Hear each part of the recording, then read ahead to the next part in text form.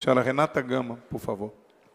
Boa tarde a todos e todas. Eu me chamo Renata Gama. Boa tarde à mesa, a todos aqueles que estão aqui, aos servidores públicos. Eu sou Renata, eu sou professora da UERJ, da Associação dos Docentes da UERJ, faço parte do FOSPERJ também. Eu começo a minha fala dizendo que a gente preza muito pelo diálogo. Nós procuramos o deputado Márcio Pacheco para conversar. Nós só tivemos uma conversa, que foi com o chefe de gabinete da Casa Civil, o Marcos Salles. Ficou da gente ter uma segunda conversa, com estudos e projeções, que não houve.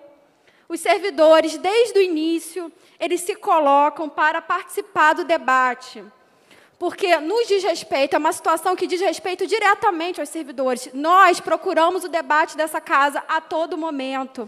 Na época, o governo disse que não tinha pressa, e agora está correndo com essas reformas que tiram direitos nossos.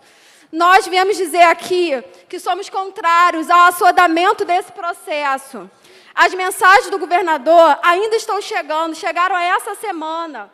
Além de tudo, o debate do regime de recuperação fiscal é um debate que está mais para um debate de regime de implosão fiscal. É um regime que não vai recuperar o Estado do Rio de Janeiro. E os senhores sabem muito bem disso. Existem várias projeções que dizem que no 5º ano o Estado do Rio já não consegue mais pagar a dívida, porque esse novo regime, a partir do 2º, já começa a pagar parte da dívida. É o regime que não atenta para os verdadeiros problemas do Estado do Rio de Janeiro. E, além de todo esse debate sobre o regime de recuperação fiscal, nós temos o caso específico, que é da audiência de hoje, que é sobre o PL, né? O PLC 48. Esse PLC ele só tira direitos dos servidores públicos do Estado do Rio de Janeiro, como o adicional por tempo de serviço, as licenças, institui uma licença-capacitação que não tem nenhuma contrapartida financeira para os servidores públicos. Os triênios, querem retirar os triênios. Os triênios é o alívio financeiro e o mecanismo de valorização dos servidores, que ficam anos sem recomposição salarial. Servidores não têm reajuste com salário mínimo. Quando o governador Cláudio Castro encaminha uma mensagem dessa, ele está contribuindo com esse processo de empobrecimento do servidor, porque o servidor está há anos sem recomposição. Isso se remete a pelo menos 2014. Tem outras categorias que estão antes disso sem recomposição salarial.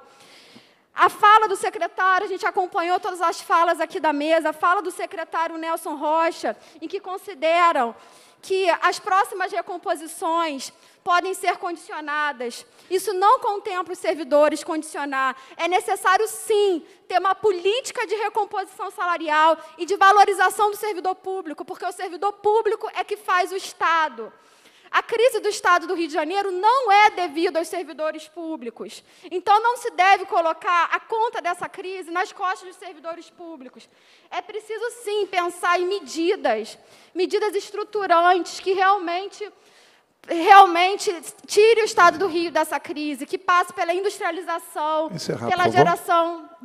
pela geração de empregos.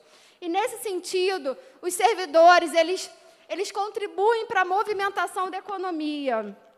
E para falar de mais um ponto que veio desse PLC, que são as progressões automáticas, lembrando que tem várias categorias com as suas progressões congeladas.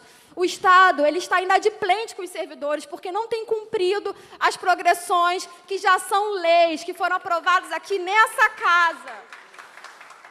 Inclusive, esse PLC congela as progressões até que seja regulamentado. Isso abre um precedente para que mais categorias fiquem sem as suas progressões, para que ninguém venha progredir.